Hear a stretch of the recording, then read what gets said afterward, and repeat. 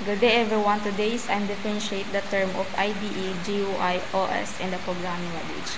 IDE, which stands for Integrated Development Environment. Usa kini ka software nga naghatag ng kumpletong mga gamit sa mga programmers alang sa pag-develop og software. The example is the Visual Studio Eclipse. Next is the GUI, for Graphical User Interface.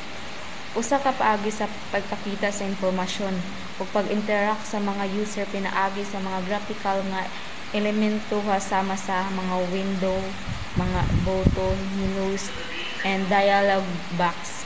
The example is the Windows Mac OS. Next is the OS, stands for Operating System.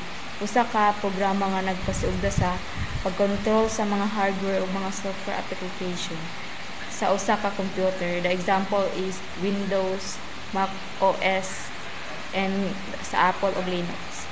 Programming language. The programming language is usa ka sistema sa paghimo og mga instructions alang sa computer aron matuman ng usa ka specific na task. The example is the Python, the Java, and the script.